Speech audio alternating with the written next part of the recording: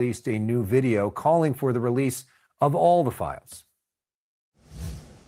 I was 14 years old. I was 16 years old. I was 16. 17. 14 years old. This is me. This was me. This is me. When I met Jeffrey Epstein. This is me when I met Jeffrey Epstein. It's time to bring the secrets out of the shadows. It's time to shine a light into the darkness.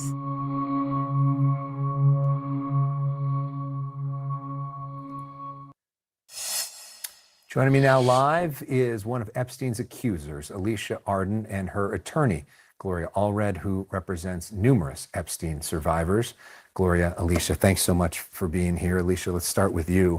Why is it important for you for these files to be released?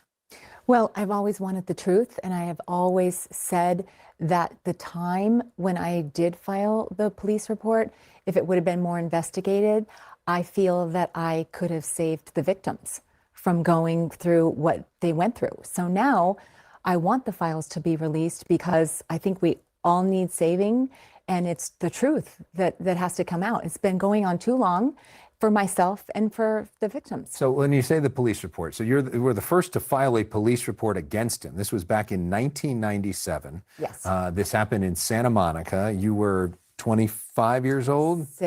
26? Yes. And he pretended to be a Victoria's Secret talent scout? Victoria's Secret, and I had wanted to be in the catalog very badly, like any young model would, and I had a lot of tear sheets. I was in a lot of magazines, and I was opposite Cindy Crawford in one, and I knew that I could be in it. If you know, I was thinking that he was really a scout. And so he says, come here for an audition, essentially, and it turns out that he has nothing to do with Victoria's Secret, and he gropes you. And he gropes me, and he tells me to come take off my clothes, and he wants to manhandle me. Manhandle me. I never had heard that word in my entire life, and I've still never heard it. I want to manhandle you, come over here, started touching my breasts, my buttocks. I was in a bra and underwear, which is common that you have to be in a bra and underwear and show your body if you want to be in Victoria's Secrets. And I was very happy to do so, but he really wasn't with the magazine in the end. Yeah, and Gloria, the interesting thing is she went to the police. She did go to the police. That's what we asked people to do. She has proof that she went to the police because she has the police report, but no prosecution ensued. And that is so typical of what so many survivors have been facing over the years. Denied justice when Jeffrey Epstein got that sweetheart deal in 2008 in Florida. Denied justice again when he was arrested, incarcerated, waiting to stand trial, and then died in custody. Denied justice now until, well, now President Trump says, release the Epstein files, vote in support of it. But guess what? They don't have to take a vote at all. Right. He could just release it. He could release them himself right now. Exactly. And yet why do you think he's not? Delay, deny, avoid, evade. Yeah. We don't know, but I can't read his mind. I want to thank him for saying, Republicans, you can support this release of the files. However, he could just pick up the phone, call Pam Bondi, Department of Justice right now, and it would be released. Yeah, and so back to your story, Alicia. So in 1997, you go to the police. Mm-hmm. You say, this happened to me, and they did not believe you, right? No, I was very discouraged. I wanted a female police officer. They said, why are you filing a police report? I said, I just ran out of the hotel room. I was being attacked. I was going to be raped. I had to get out. And he offered me $100 as I was leaving, and I did not want that. I said, I'm not a prostitute. I want to be in Victoria's Secrets, and in Victoria's Secret. So I had told them all that, and they just didn't believe me. They had me leave and told me to come back, and I did. I went back to my job in Hollywood. I thought about it, and I went back, and I said, I have to file this. What if he's doing this to other girls? Yeah, and then to hear for all these years, because that was 20 years before Me Too, right? When people suddenly, finally started to feel seen and to feel heard, to then know that all this happened afterwards. How does that make you feel? Well, that's a good point, Alex, because what happened to the Me Too movement? Is it still around? Does it protect myself and the victims?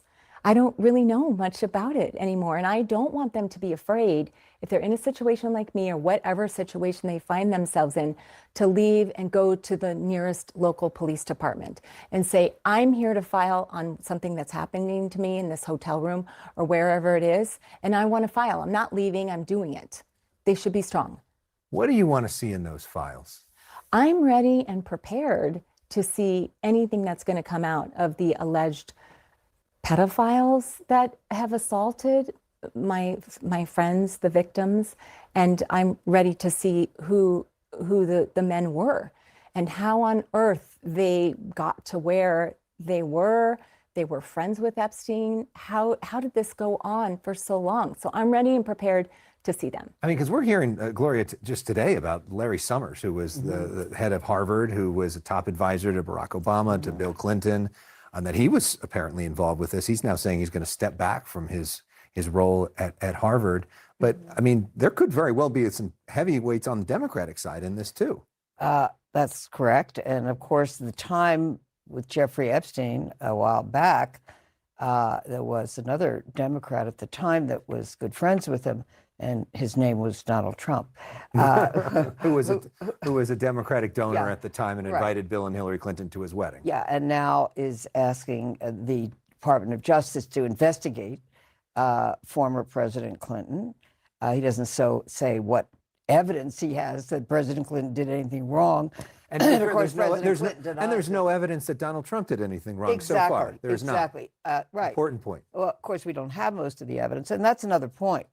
The Department of Justice, because of the subpoena that the House Oversight Committee issued, has released about 50,000 pages of files, but there's another 50,000 pages that have not yet been released. So why this dribble? Why not just get it all out? Now, there are going to be some redactions. How many? We don't know. We do know some, obviously, and I've said this for a long time. They are going to redact the child sexual abuse videos that were taken by Jeffrey Epstein and were found. And apparently the name of the victims. Yeah, and of course the names of the victims, or in a way that they are identified, even if their names are not known.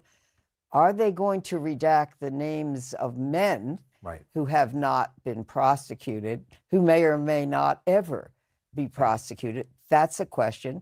And as you said, if they're saying they're going to investigate President Trump and then they name some other Democrats, by the way, will any Republicans be investigated, or is it just Democrats? Is there going to be a real prosecution as well as an investigation of Democrats, or is this just political persecution? Well, and Alicia, to that point about the politics of this, because we got to remember that you and other people are victimized by this. It's really not about the politics at all. It's about people that were really hurt.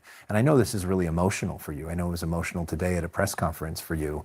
And I was wondering if you could expand upon that idea that this is really about human beings. It's not about a political football, because so much we watch on frankly, the cable news coverage of this on both sides is trying to blame this side or blame this side. And we're forgetting about the people, the real people that are hurting because of this monster. Right, and everyone should be investigated, whether it's a Democrat or Republican, like Reid, Summers, the Clintons, and all of Morgan Stanley.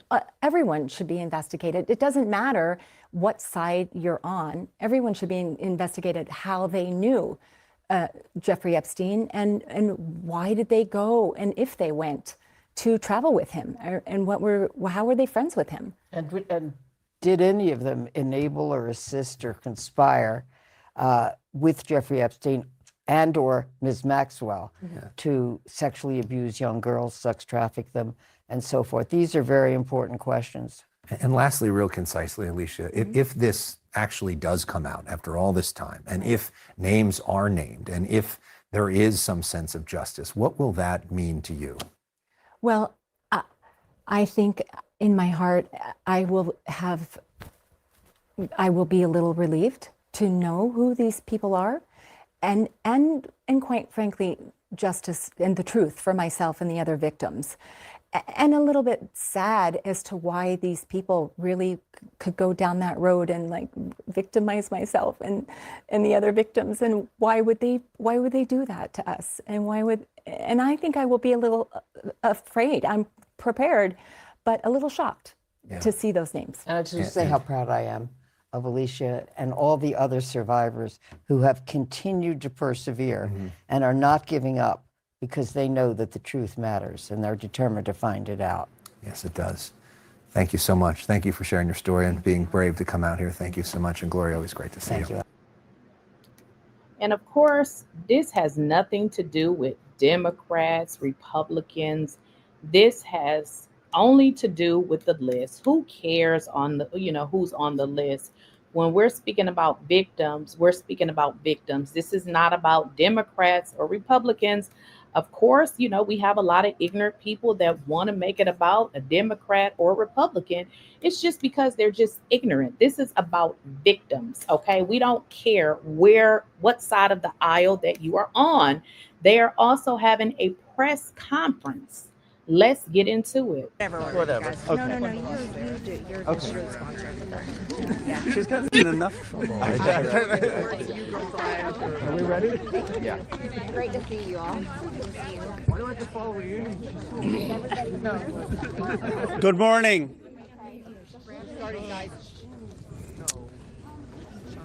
Today is the first day of real reckoning for the Epstein class.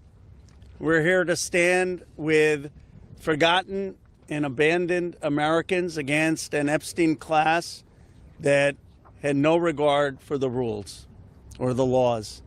Look, this is one of the most horrific and disgusting corruption scandals in our country's history. You had Jeffrey Epstein, who literally set up an island of rape, a rape island. And you had rich and powerful men, some of the richest people in the world, who thought that they could hang out with bankers, buy off politicians, and abuse and rape America's girls with no consequence. Because survivors spoke up, because of their courage, the truth is finally going to come out.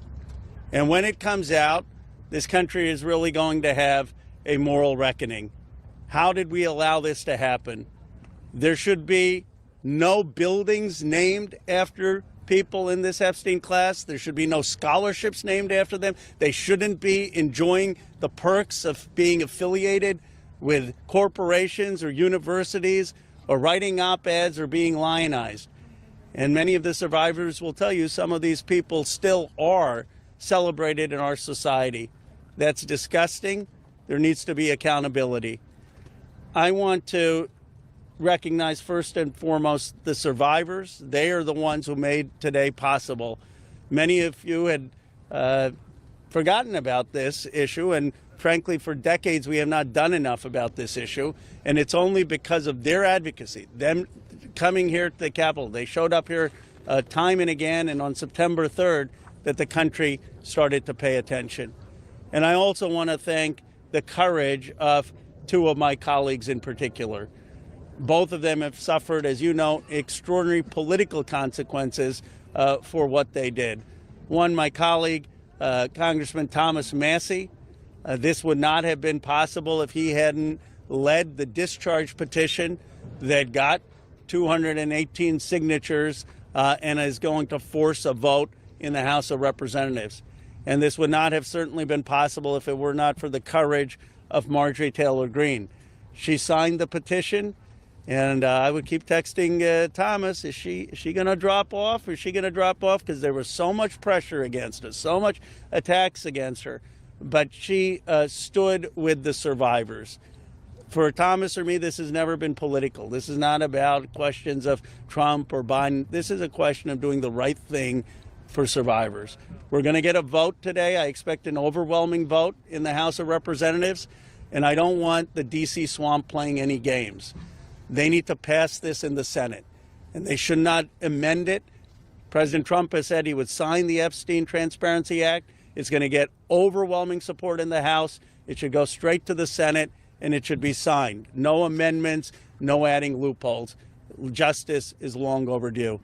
And I want to hand it over to my colleague, Representative Thomas Massie. I want to start by thanking the survivors. I mean, they're giving everybody hope in this country. There are survivors of other sex crimes in this country wondering if they should come forward. They're clouded with shame and concerned that law enforcement will do nothing. And these survivors have stepped forth, taking that same risk, worried that they will be defamed themselves. They have been defamed for stepping forward. But we're going to get justice for them. That's going to happen today in the People's House. The founders set up our government with 3 branches and 2 branches of Congress. And I don't think it's any coincidence that this fight is being started and it's being won in the House of Representatives. I have people, other survivors of other sex crimes, who come to me and say, thank you. You give me hope. You give us hope. There is hope here. We fought the president, the Attorney General, the FBI Director, the Speaker of the House, and the Vice President to get this win. But they're on our side today, though. So let's give them some credit as well. They are finally on the side of justice. And as Rose said, don't muck it up in the Senate. Don't get too cute. We're all paying attention. If you want to add some additional protections for these survivors, go for it. But if you do anything that prevents any disclosure, you are not for the people and you are not part of this effort. Do not muck it up in the Senate. So with that, I just want to say I am hopeful too. I didn't know that we would succeed when Roe and I started this effort. Most discharge petitions never make it, maybe only 4%. So we had long odds. But we had some brave women on the Republican side. My colleague Marjorie Taylor Greene is one of them who's here with us today. You cannot even imagine the consequences that they have suffered. My colleague Lauren Boebert and my colleague Nancy Mace, they stood so strong. They put their names on a document in here, and then they were pressured in ways that you cannot even imagine. And they stood strong. And that's why we're here today. And they didn't take us seriously over at the executive branch or in the Senate because they always thought they could flip one of these women. They could convince them or cajole them or intimidate them into taking their names off of this petition. But they did not succeed. This is a victory for those women and women all over the country today, and I'm just glad to be a part of it. With that, I want to introduce my colleague, Marjorie Taylor Greene. Thank you, Thomas. Thank you, Ro. I woke up this morning and I turned to my weather app to check the temperature, and it was 32 degrees. And my first thought was, hell has froze over. I want to speak goodness and love and hope into the women standing behind me and all of the other survivors whose names you don't even know, but stand with these women. They are survivors, and they are strong, and they are courageous, and they are daughters of God. They are not victims. These women have fought the most horrific fight that no woman should have to fight, and they did it by banding together and never giving up. And that's what we did by fighting so hard against the most powerful people in the world, even the President of the United States, in order to make this vote happen today. I was called a traitor by a man that I fought for 6 years for. And I gave him my loyalty for free. I won my first election without his endorsement, beating 8 men in a primary. And I've never owed him anything, but I fought for him for the policies and for America first. And he called me a traitor for standing with these women and refusing to take my name off the discharge petition. Let me tell you what a traitor is. A traitor is an American that serves foreign countries and themselves. A patriot is an American that serves the United States of America and Americans like the women standing behind me. And I want to tell you that this only became possible today because the American people whom we serve as representatives here in Congress, demanded that this vote happen, and they put more pressure on every single elected politician in this city than has ever been put on them. And today you are going to see probably a unanimous vote in the House to release the Epstein files, but the fight, the real fight, will happen after that. While I want to see every single name released so that these women don't have to live in fear and intimidation, which is something I've had a small taste of in just the past few days, just a small taste. They've been living it for years. But the real test will be, will the Department of Justice release the files? Or will it all remain tied up in investigations? Will the CIA release the files? Will a judge in New York release the information? That's information that needs to come out. And will the list of names that these women privately hold, and they hold it because of their fear in their heart of what would happen to them if they release it on their own, will that list of names come out? That's the real test. So I want to thank Thomas Massie and 𝐟𝐸𝐿 for your bravery in doing something that is much needed in America, crossing the political aisle that has become bigger than the Grand Canyon in America. But these men crossed that aisle on behalf of these women. And that is more of what is needed today in America than ever in our history. So thank you so much. Who's next? 𝐸𝐿, I'll let you introduce. Thank you. Thank you. Thank you. Thank you, Marjorie, Representative Green, for your courage and your words. Before I introduce our survivors, I just want to say that they will make their statements, and then you can ask questions of Representative Massie, myself, or Representative Green, but we do not want people asking questions and cross-examining the survivors. They're here to tell their stories, and they should be heard by the American people with respect. Of course, Congressman Massie, myself, and Congresswoman Green would be happy to answer questions after that. With that, let me introduce the survivor who's helped organize a lot of this, and will be telling her own story and introducing the other survivors. Haley Robson, thank you for your courage and leadership. Absolutely. Thank y'all. Oh, good morning. It's a little chilly coming from Florida. Not used to it. I want everybody to take a look. I know everybody sees us today as grown adults, but we are fighting for the children that were abandoned and left behind in the reckoning. This is who you're fighting for. This is who Congress is fighting for. This is who the House of Representatives are fighting for, and hopefully the Senate will fight for us too. I want to kick this off right, and I want to address Marjorie Taylor Greene, Thomas Massie, and 𝐸𝐿. I want to express my gratitude for all three of you, and I know 𝐸𝐿, we spoke earlier.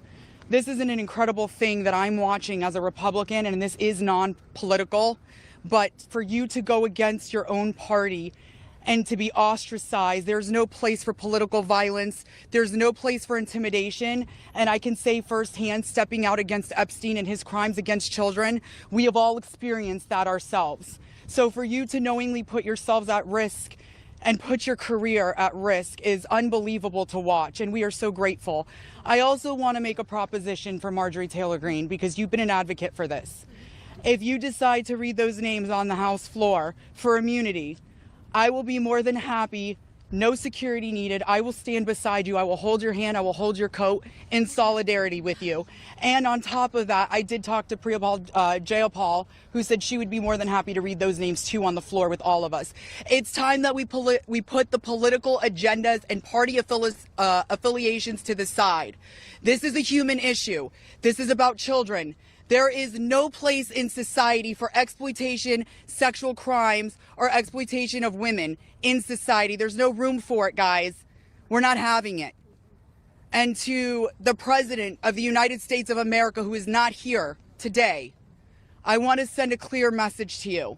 While I do understand that your position has changed on the Epstein files, and I'm grateful that you have pledged to sign this bill, I can't help to be skeptical of what the agenda is. So with that being said, I want to relay this message to you. I am traumatized. I am not stupid. I am traumatized. I am not stupid.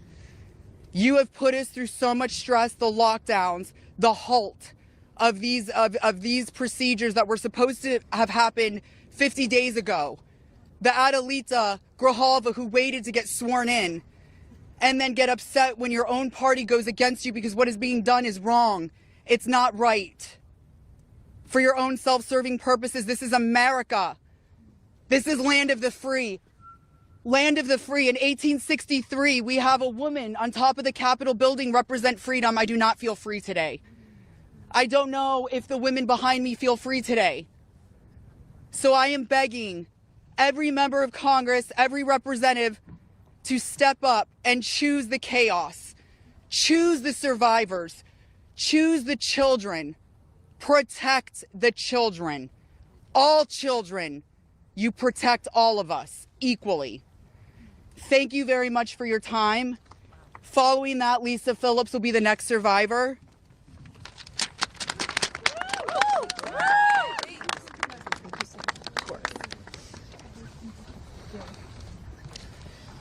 Good morning. My name is Lisa Phillips.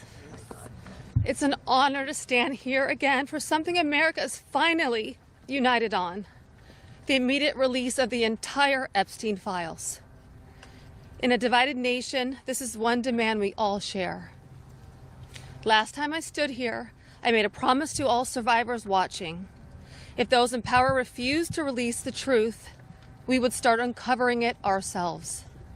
For anyone who doubted that, that moment has already arrived.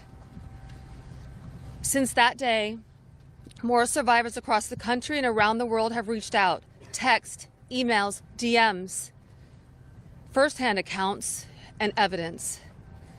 Many are women who were abused or trafficked through the international modeling pipeline Epstein built, promising visas, apartments, opportunities, futures, while exploiting their dreams for abuse. Most are still terrified to speak publicly because the men involved are powerful. They're connected, and as we know, they're protected. For too long, survivors have watched others speak for us. And while we are grateful for our allies in Congress on both sides, we've realized something. This fight belongs to us. We lived it, and we know the truth. And we will not wait quietly for institutions to decide when we're allowed to speak. The survivors now coming forward have entrusted us with their stories. We are sharing that information with the proper authorities, and when it can safely be made public, it will be. So today, we are launching something historic. The first national, survivor-led political movement in America. Nonpartisan, laser-focused on exposing the systems, the loopholes, power structures, and silencing mechanisms that have protected predators for far too long. We are stepping directly into the halls of power, into the political arena. We will help rewrite laws that failed us and build protections for our nation's children together, targeted by sexual exploitation. Together, today, survivors begin our own fight, the survivor revolution. And we intend to change this nation for the better. If you're a survivor who wants to join us, please reach out. And to anyone who benefits from the current system, intentionally or not, remember this. Alone, yes, we are afraid. But together, we are feared. Thank you.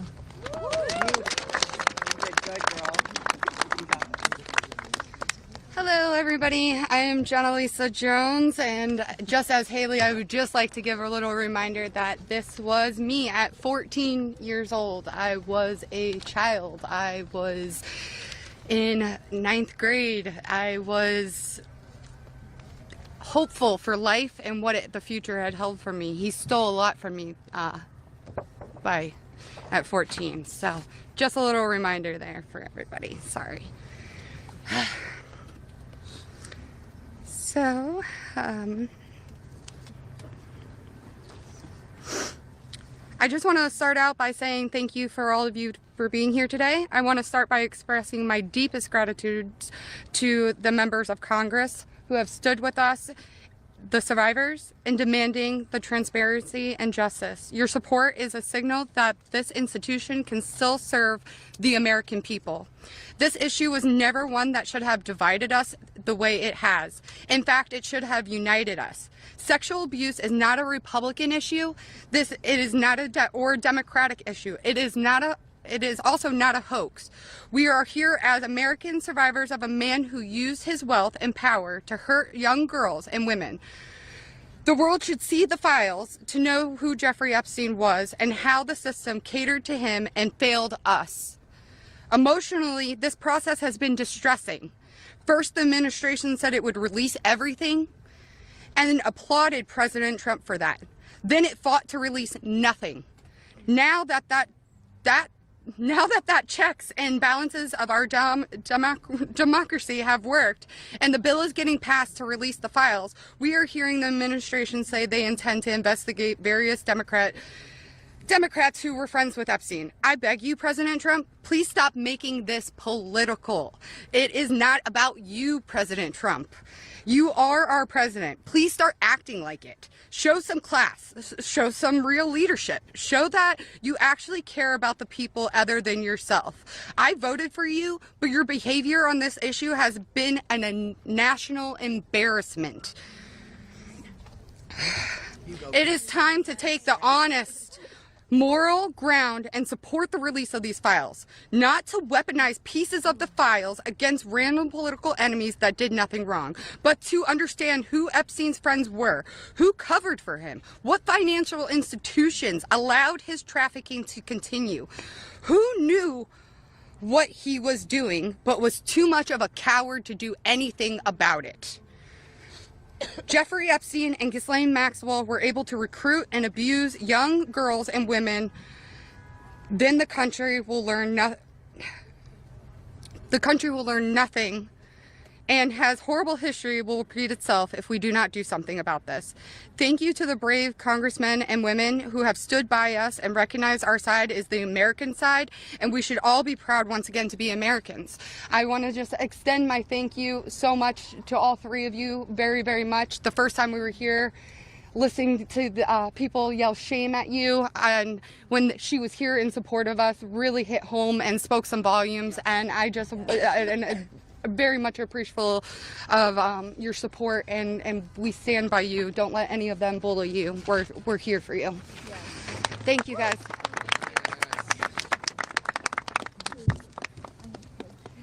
Wow. Good morning, everyone. Thank you all so much for coming together today and taking the time to listen to us. Your presence means the world, and it shows commitment to understanding and supporting survivors and Americans. I stand before you today with a heavy heart. I originated from Brazil, and I came to the United States when I was 8 years old. I was only 14 when I first encountered Jeffrey Epstein, and my daughter is now almost at that age. At 14, the only things she should be concerned with are going to school, practicing at her cheerleading competitions, and enjoying her time with her friends and family. She should not have to bear the burden of worrying about being manipulated or exploited. At this age, she is still a child, and no child should ever have to face such threats. I also want to address a troubling statement made by a prominent figure on a major platform who suggested that a 14-year-old should not be considered a victim of pedophilia. This is a dangerous and incorrect notion. When we talk about how children at 14 should still be treated as children, I ask you to look at the young people around you. Remember when you were that age? Do you think you should have been responsible for being groomed? Put yourselves in our position when we were young. I am here today not to just share my story, but to call on all of you to help make a difference. We need to support to push for the Transparency Act and release the Epstein files. Please reach out to your Congress members and senators and urge them to support this crucial legislation. The truth is something that we all deserve, and it is vital for safety and protection of the future of generations. Think about all the young people in your life, your daughters, your nieces, your friends. Let's stand together and ensure that they grow up in a world where they are safe and valued. I often wondered, why did this happen to me? And then I realized, God only gives you what you can handle. I'm here for a purpose, and that purpose is to make a difference today. So, let's stand together to protect our children and our peace. Thank you. Yes.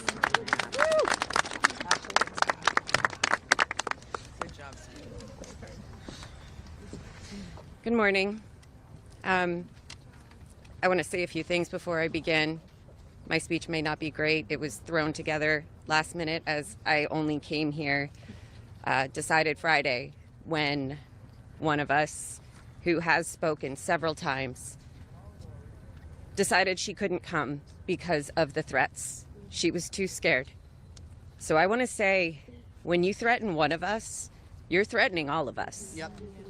We are together now, and that's never going to change. This is me at 16 when I met Jeffrey Epstein. Now I'll start. It is an honor to stand here before the American people. However, I shouldn't have to stand here at all. I'm here because as a child, I was pulled into Jeffrey Epstein's world, a world built on exploitation and manipulation of innocence and the protection of powerful men and women who believed that they were untouchable. Today, we'd rather be preparing for the holidays. We'd rather be at home with our families, baking with our children and decorating the Christmas tree as we try to move past this horrific moment that has impacted our entire adult lives. However, that's not possible because it's become something it should have never been, political and sensationalized. The truth is simple. We were victimized as children and failed repeatedly by the very system that was supposed to protect us. That's why we stand here today, to demand justice and accountability, not just for Epstein and his crimes, but for every predator and every enabler who participates in or protects abusers. The Epstein case was gravely mishandled consistently and deliberately over many years. Epstein could have been stopped decades ago, but instead he was able to continue his abuse, even during his sweetheart deal. Yes, with his ankle monitor on and beyond. A deal that protected him and silenced us. While I was a child fighting to survive what happened to us, federal prosecutors were negotiating ways to shield powerful adults. And the failures didn't stop there. Our civil cases were met with hostile judges and delay tactics, intimidation, and PR campaigns designed to smear us in the public eye. We were treated as problems to be managed instead of victims to be protected.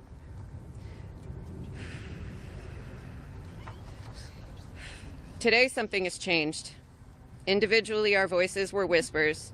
Together, they've become impossible to ignore. We are encouraged to see elected officials from both parties, thank you, come together and finally take action to release the files. I'll leave it there.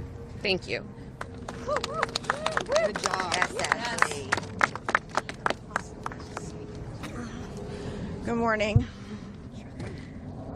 My name is Wendy, and I'm standing here today with a truth that still scares me to say out loud. I'm going to put this down because I can't hold both, as you guys saw, but that was me when I was 14 when I met Jeffrey Epstein. None of us here signed up for this political warfare. We never asked to be dragged into battles between people who never protected us in the first place. We are exhausted from surviving the trauma and then surviving the politics that swirl around it. When survivors travel to speak, to advocate, to stand for the truth, we do it with our own money, from our own pockets, carrying our own fear, shaking in our own bodies. There is no team. There is no paycheck. It's just us hoping our voices make a difference. And it puts a pit right in your stomach because you know you're standing on the right side of history. Yes. But standing on the right side of history is not a comfortable place to be. Yep. It never has been. And in a sick, heartbreaking way, it's an honor to show up, an honor to speak here, and an honor to stand in light when the world tried to keep us in the dark. And what keeps me standing is, even with all this fear, I have a 14-year-old daughter myself, the same age I was. And when I look at her, I see the little girl I used to be, the one that no one protected. My greatest fear in this entire world is history repeating itself. And I will do anything, absolutely anything, to make sure that she has to never be one of these girls standing in front of a crowd like this today in her life. So today, from the safest and bravest places inside myself, I am asking Congress, please pass the bill. Please release the records. Stop making survivors fight alone for the truth that should have protected us in the first place. To the representatives that support us, thank you. Thank you for standing beside survivors so we don't have to face this fear alone. Thank you for choosing what is right over what is easy. And every survivor who is scared right now, your fear is real. Your courage is real. And even though we're terrified, we keep showing up because someone has to tell the truth. Someone has to protect these children. We deserve safety then. We deserve it now. And we are done being afraid so others can stay comfortable. So with that, I want to say thank you guys for having us.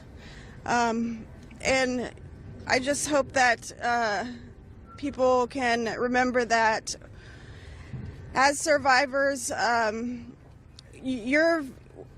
story never leaves us, but the choice that you make to pass this bill, your career is in front of you. And that choice will follow you. Everybody will know. So thank you. Good job. Well said. You're incredible. Hello, everybody. My name is Danny Bensky. This was me at 17 years old. Oh, I'm sorry. Coming from the dance world, I was recruited in 2004 after a systematic breaking down where Epstein leveraged my mother's brain tumor scans. He threatened me to withhold care for her. He trapped me in a year-long cycle of abuse. The last time I was here in Washington, D.C., I talked about being a part of this beautiful mosaic of women behind me, and they are exactly that. They are a beautiful mosaic of energy and passion and love and life. I am one story of 1,000. You think of that number, 1,000.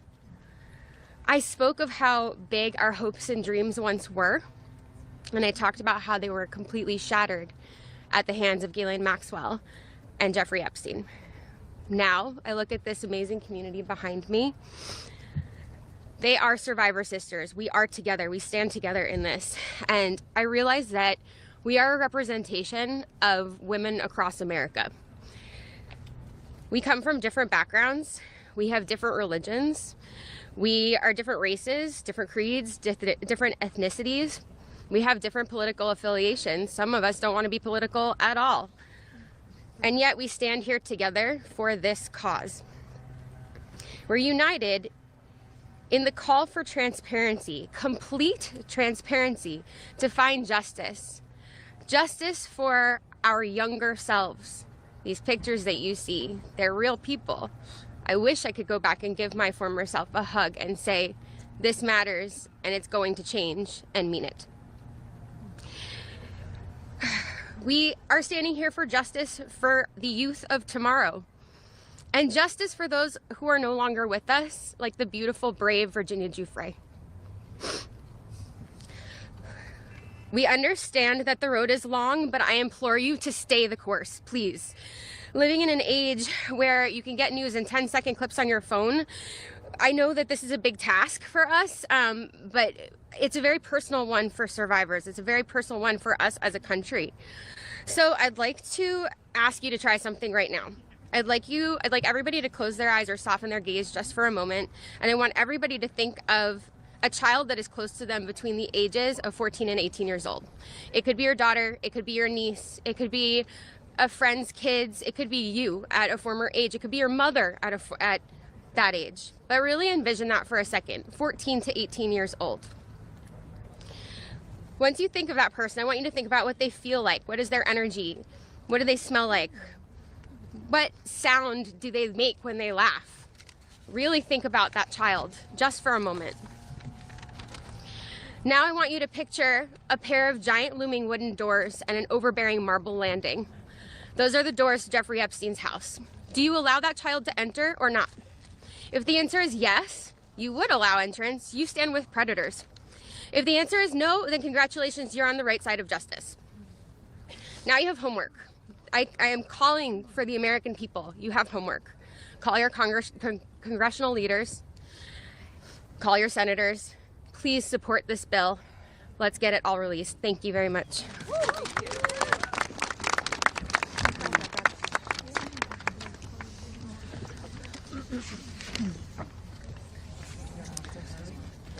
Good morning.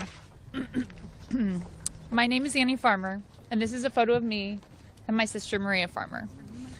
Around the time I was 16 and she was 25. That's how old we were when we were abused by Epstein and Maxwell.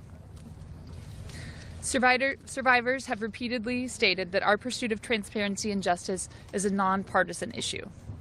But given the political noise surrounding this case, I just want to remind people of some of the facts. In 1996, when my sister Maria bravely blew the whistle on this group by reporting to the FBI what Epstein and Maxwell did to both of us, they hung up on the phone on her and there was no follow-up of any kind. Bill Clinton was president.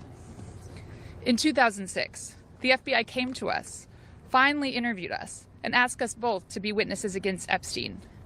We were very anxious, but we agreed. And then we didn't hear back from them due to their infamous sweetheart deal. George W. Bush was president. In 2015, when the DOJ was sent FOIA requests for Maria's FBI files, and they were denied, as they have been many times, Barack Obama was president. In 2019, when Epstein died in prison due to either negligence or foul play, Donald Trump was president. In 2023, Maria's attorneys sent a letter on her behalf to the government, requesting an investigation into the repeated law enforcement failures in this case, similar to what was done in the case of Larry Nassar. They declined to do so. Consequently, my sister filed notice that she would be suing the government for failing to uphold its legal, ethical, and moral duties in this case. Joe Biden was president. This year, after campaigning on a pledge to finally release the files, under Trump's second presidency, the DOJ announced they were closing the investigation into Epstein's co-conspirators, and then transferred Ghislaine Maxwell into a prison camp, where it is well documented that she is receiving special treatment. This is not an issue of a few corrupt Democrats or a few corrupt Republicans. This is a case of institutional betrayal. Because these crimes were not properly investigated, so many more girls and women were harmed. My sister, because of her bravery, was repeatedly threatened and lived in fear, with dire consequences for her health and her career. 30 years later, even as oceans of allegations and obvious truths have emerged, the government has still not chosen transparency. This is why we have all come together as one united voice to demand the release of all the Epstein files and to finally bring the truth out of the shadows. Yes.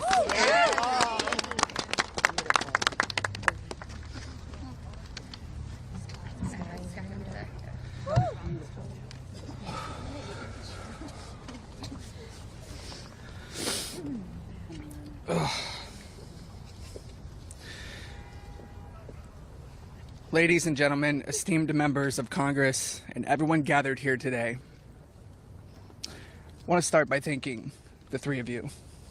Thank you. It takes a lot of bravery to do what you're doing. We hear you, we see you, It means a lot for you to be here with us, and I know my sister would be incredibly proud. This is the moment she was fighting for and the moment that all survivors are fighting for, so thank you. My name is Sky Roberts, and I stand before you as the brother of Virginia Roberts Giuffre, a warrior, a mother, and a sister whose legacy will forever resonate in the hearts of those who understand the fight against injustice. Today, we find ourselves in a place of deep sorrow, shattered by the loss of our beloved sister. Yet, we are honored and privileged to carry her voice forward and continue her relentless fight alongside her fellow survivor sisters. Virginia's story is one that should have been filled with promise, but instead it became a harrowing tale of exploitation and survival. At just 16 years old, she took a job at Mar-a-Lago, believing she had secured a dream summer position. But that dream quickly morphed into a nightmare when Ghislaine Maxwell preyed upon her innocence. This isn't just the story of one girl, it's a story about the insidious nature of power and abuse, a dark chapter in our society that must be told.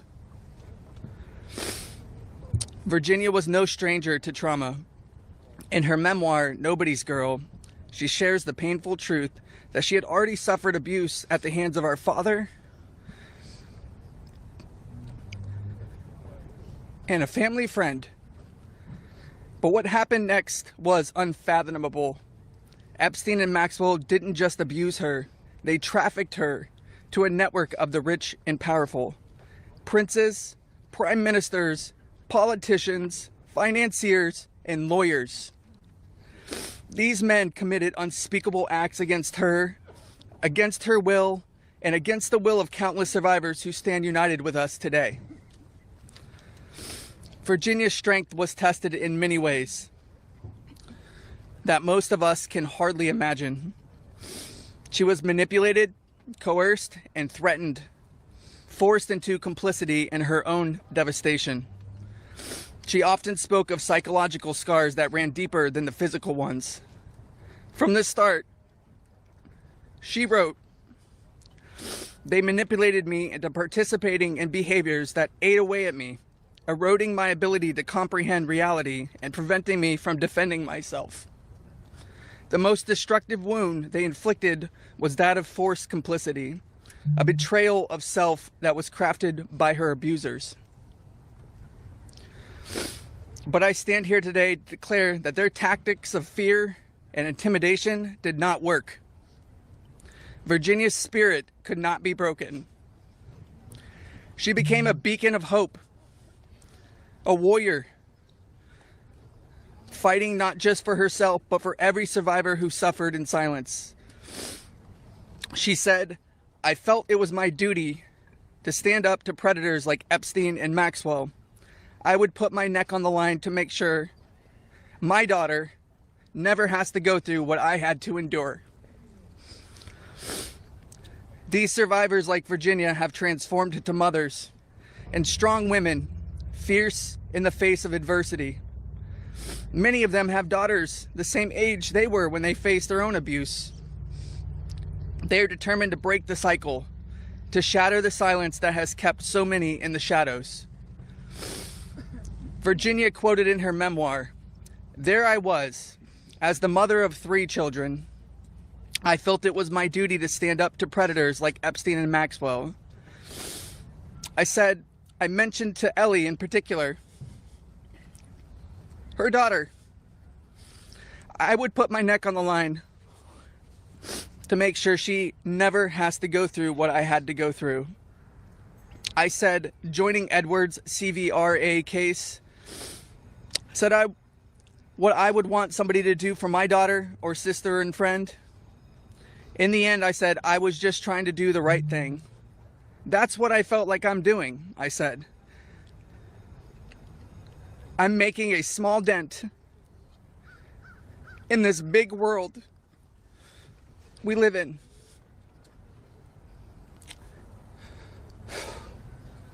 Well, sissy,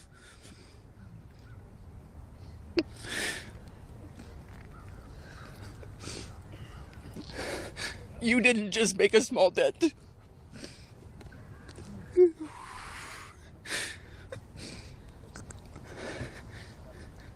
You made a monumental impact, a resounding statement that echoed across the world.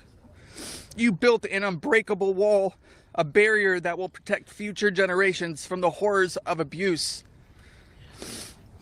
As we gather here today, I urge each of you, members of Congress, advocates, and all those who hear this message to join us in this fight. We demand justice, accountability, and support for survivors. And we keep getting asked this. What does justice mean, you ask? It starts with acknowledgement. That's the first step. Acknowledge in the face of survivors that this happened and that this is true. Your vote carries that weight. My sister is not a political tool for you to use. These survivors are not political tools for you to use. These are real stories, real trauma, and it's time for you to stop just talking about it and act. Vote yes.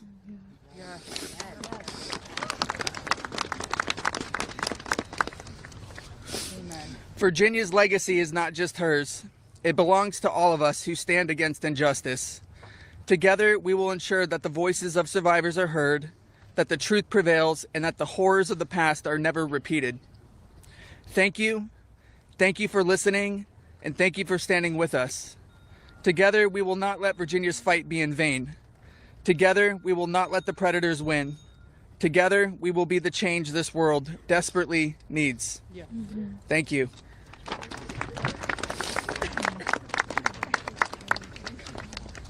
It was so beautiful.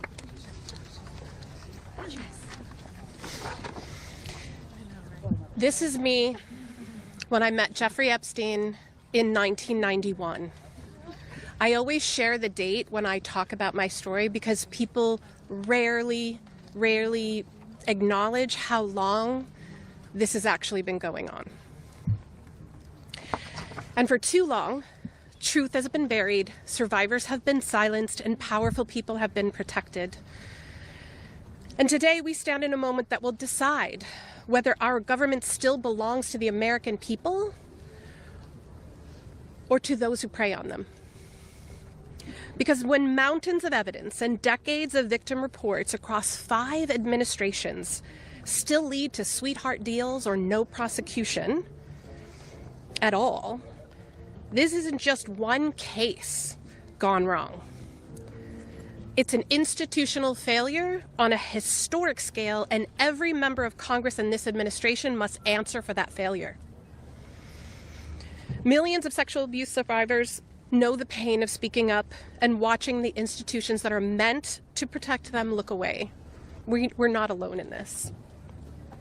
Epstein may be the headline, but the betrayal reaches every corner of our country.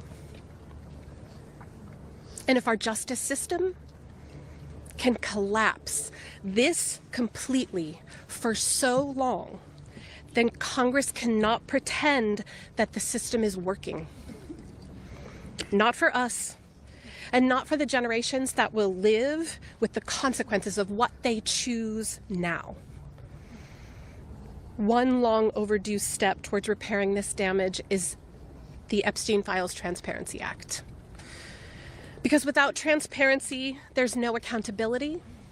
Without accountability, there is no justice. And without justice, democracy dies. Yeah. So representatives, you have a choice to show millions of Americans whether you stand with us or with the powerful predators that are counting on your complicity. Thank you. Yeah. Good job.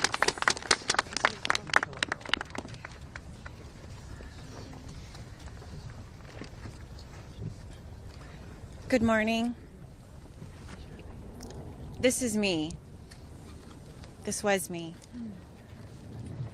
My name is Charlene Rochard, and I stand before you today not as a victim of rumor or conspiracy, but as a survivor of Jeffrey Epstein's abuse. Far too long, survivors like me have been dismissed, silenced, are told that our pain was exaggerated or fabricated.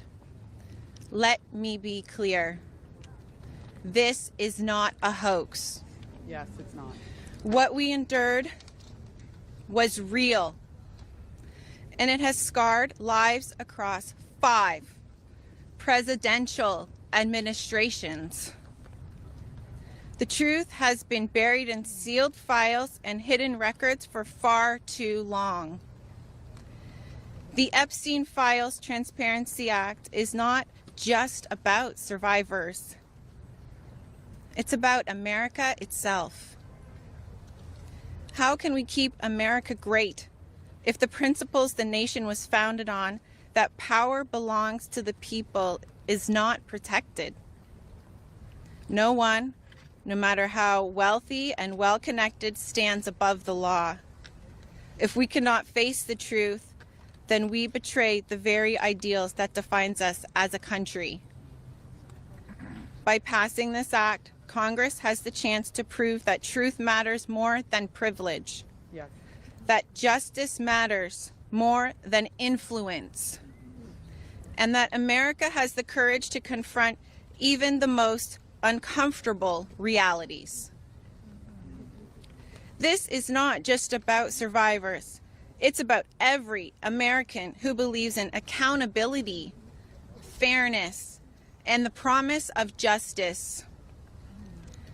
I stand here today not only for myself, but for every survivor of Jeffrey Epstein's abuse who has carried this burden in silence, and for every citizen who believes that justice delayed is justice denied. Yeah. I want to thank Representatives 𝐬𝐻𝐾 and Thomas Massey for standing with us. Thank you. And I especially want to thank Representative Marjorie Taylor Greene. Her unwavering support, her courage to stand with us and demand transparency gives us strength. Thank you. It shows that this fight for accountability is bigger than politics. It's about humanity, justice, and truth. This is about America's future. It's about whether we, the people, will be heard when we have the courage to stand for truth and justice. Our voices are real. Our pain is real. And our demand for justice will not be silenced. Thank you. Amen. Girl, so do we. Hello. Good for you, girl. You did amazing. My name is Laura Bloom McGee. This is my first time speaking publicly about my abuse. As a young woman in New York City, I was pursuing a modeling career and building a life of giving back through my philanthropic work. Instead, I was intentionally groomed and became part of an international model sex trafficking ring that was led by Jeffrey Epstein. I was sexually and mentally abused by Jeffrey Epstein. He used my dreams and vulnerabilities to silence me. Today, I am here to break that silence. Sex trafficking and sexual abuse are crimes against human beings, not political talking points. For too long, Epstein's abuse was an open secret, with his network remained protected. Evil thrives in darkness. We must shine a light on every corner where it hides. Nothing should be off limits in the search for truth. Please vote that everything in the files be released. Let investigations proceed without obstruction. Demand oversight and deliver justice. The government must never side with predators.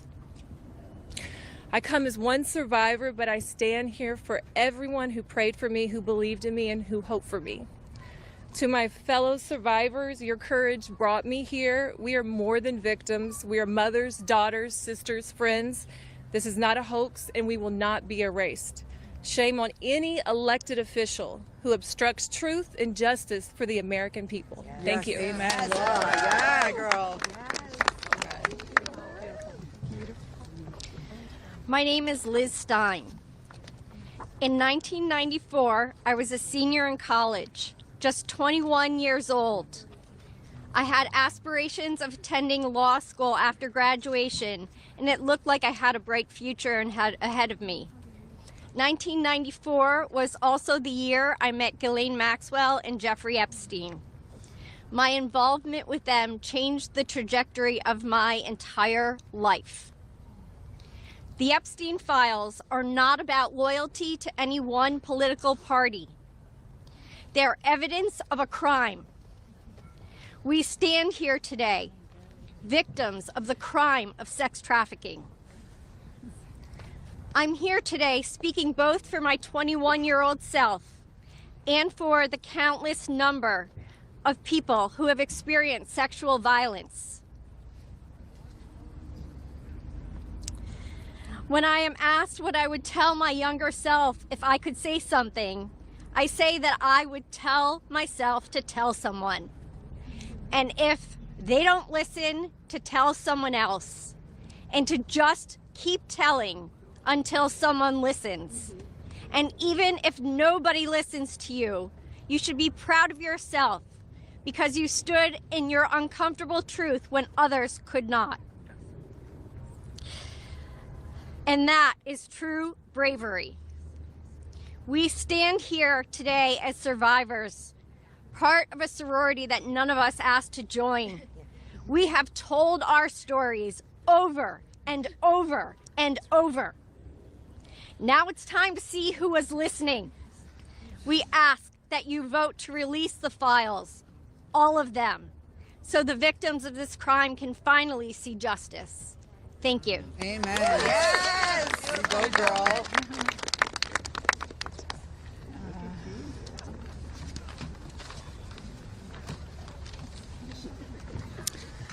Well, hello, everyone, and I want to first say thank you for your ongoing leadership. I know it must not be easy thing to do, much like it's not easy for us to be doing this, so I guess we're in this together, so thank you so much. I feel like our courage has, we're reflecting, mirroring courage, because that's what it takes to do this, right? So this was me at 22 years old. I was not a child, technically, very young adult. I imagine most of you here can relate to the mindset and to be 22 years old. So today is a good day, and I thank God for that. It's widely and undeniably clear that our current political climate is quite rigid and seemingly at war with one another. This sets a stage. This sets a stage for voices, survivor voices, to get spoken over and drowned out by the political darts whizzing by. Not today, though. Today, our truth and our power have steadily risen up. We are at the peak. Our voices prevail today. Our voices initiated the coming together of both political parties. That's pretty big, I think. Republicans and Democrats, we all stand together today. We all stand together for justice, and we must continue to do so to protect the integrity of our country and our democracy. Truth and justice must prevail. The children today are those that will lead this nation one day. Think about that. What does that mean to each of you? If anyone doubts that this does not directly contribute to the fate of our country and democracy, I challenge you and I urge you to think again. Our voices are a fundamental pillar of future generations. Today, that's what we stand here for. Accountability, action, and justice. Let's get this vote done today.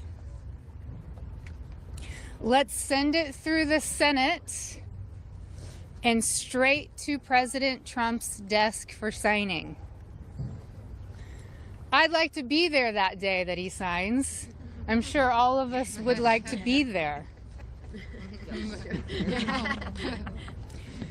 Today is a good day, and let's keep moving forward. Thank you so much. I just want to give you a hug. Okay. Hey guys, we're actually pressed for time, so we are not going to be taking questions. Going further, I bring back Rokana. He's going to do our closing conversation and comments. Well, thank you, Haley. Teresa is right. It's pretty big what the survivors have accomplished today. And I just want to say how eloquent, strong, and admirable they were. Let's give them a round of applause for their courage. Thomas and Marjorie and I will take a few questions from people who haven't. Go ahead.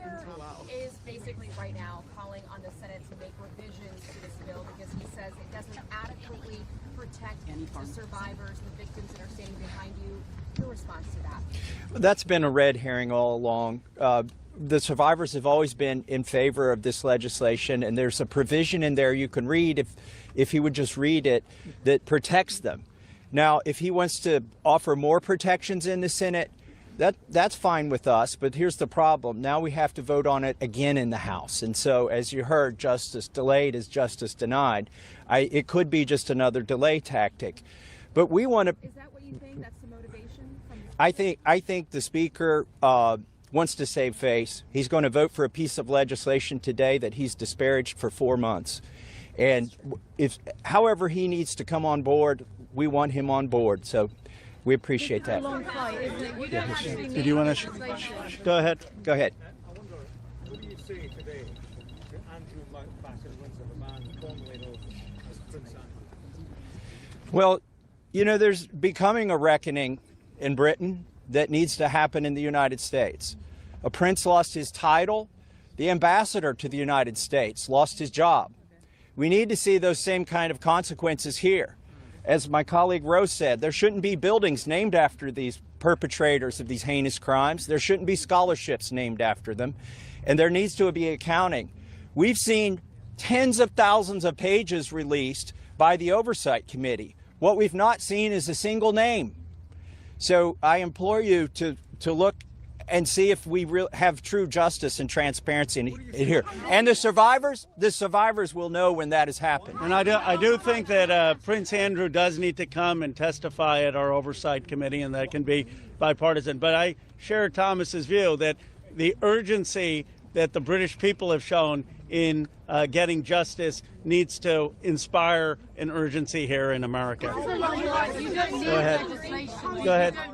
Go ahead. You don't need legislation to get the files released. President Trump could just release them today. Well, is that frustrating for you? Why isn't he doing that? And also, did you ask him to be here today? It's a really powerful moment, this. Look, I'll let my colleague speak. I hope the president meets the survivors. And I hope when he signs the bill, the survivors are there.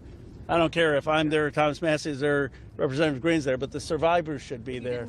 But I hope he meets them, because I think if anyone who meets them and sees their emotion will be moved.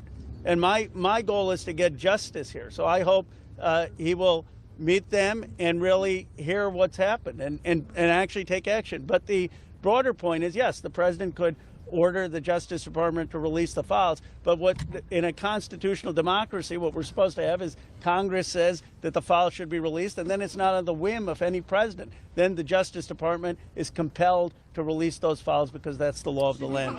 Let's just take a, yeah.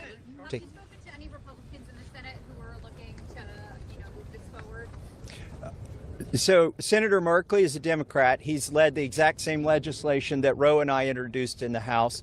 One Republican co-sponsored his bill yesterday, and I have spoken to at least one more who says they will co-sponsor. The important thing about the Senate is that they need not to muck this bill up. There's a lot of attention on here. We've needlessly spent 4 months dragging this out. A representative, a duly elected representative, was denied her seat in Congress for 49 days, and it's time to pull the Band-Aid off. The Senate, it may be tempting for them to get cute and to do things that will limit the release of these documents. They are afraid that people will be embarrassed. Well, that's the whole point here. They need to be brought to justice, and embarrassment is no reason to stop it. So the Senate, John Thune, it's up to him. He needs to bring this to the floor of the Senate, and I think the vote today will show that in the House. And the president, look, the president has said he would sign the bill. You're going to get almost a unanimous vote here. So you have the president and a unanimous Congress believing that this protects the survivors and is calling for the release. There's no reason for the Senate now to, as Representative Massey puts in, muck around with it. They need to put it up, have a vote, have the president sign it. If there's any further protections, they can do that through the DOJ process. But what they should not do is delay a vote on a bill that the House is going to vote overwhelmingly for and that the president supports. Congresswoman Green, you raised the question of whether or not the Justice Department will actually release these files. Do you take the president at his word when he says he's going to sign this bill, and do you have confidence that these files will actually be released? I only take people's actions seriously, no longer words. And what do you think the president's actions? And I'll tell you, because I wasn't a Johnny-come-lately to the MAGA train. I was day one 2015, and there's a big difference in those Americans and those that decided to support President Trump later on. And I'll tell you right now, this has been one of the most destructive things to MAGA, is watching the man that we supported early on, 3 elections, for people that stood hours, slept in their cars to go to rallies, have fought for truth and transparency and to hold what we consider a corrupt government accountable. Watching this actually turn into a fight has ripped MAGA apart. And the only thing that will speak to the powerful, courageous women behind me is when action is actually taken to release these files, and the American people won't tolerate any other bullshit. That's where we are today. Thank you. Go ahead. Les, 2 more questions, and then we're around all day. Is this a watershed? How would you sum up today in terms of your battle to get to the truth? I would say that these survivors have been fighting for decades, and they finally are being heard by the American people. And we're finally going to have a reckoning for this Epstein class that has gotten away with horrific things. Look, I grew up in Bucks County, Pennsylvania. People went to church, they played Little League, they went to their neighbors for barbecue. They didn't go to a rape island and abuse young girls or traffic young girls. And people with extreme wealth have thought that the laws don't apply to them, and their culture is totally out of touch with the values that built America. And finally, we're going to have a reckoning over it. How worried are you? Let's take the lady here. Let me ask you this. You said you wanted this to go straight to the Senate. What message does it send to the survivors behind you if the Senate doesn't act quickly to move this bill forward? Well, they're not here. They're not going to answer questions, so I'll answer a question. I prefer, actually, it goes straight to the president. He can release these files without the Senate acting. Sometimes they take a long time to get things done. The House figured out a way to take 4 months to get this done. I think it's disrespectful to the survivors if they delay this. There's nothing more important than cleaning out the rot in this country. And this is rot, and it's not a partisan issue. And the senators need to get on this. Yes, the economy is important. Yes, international policy is important, but there's nothing more important than getting to this rot and cleaning it out. They should put it at the top of their agenda. There's a provision in the bill already that would allow the DOJ to not release certain information if it would jeopardize an active investigation. And the president just last week ordered his DOJ to conduct an investigation. What makes you think you would actually, if this bill passes, see these files? There are 1,000 survivors. They can't open enough investigations to cover up everything that's in these files. And yes, it's true they can try to protect a few certain people or a few certain companies, but those investigations will eventually end. And in the meantime, there's not enough investigations to cover up 1,000 different crimes, 1,000 different rapes, 1,000 different sex trafficking instances. And this is not a moot point, even though they are doing that. And once this bill is signed into law, any career official at the DOJ or the FBI who does not comply with the law is at legal risk. It's no longer just up to the president.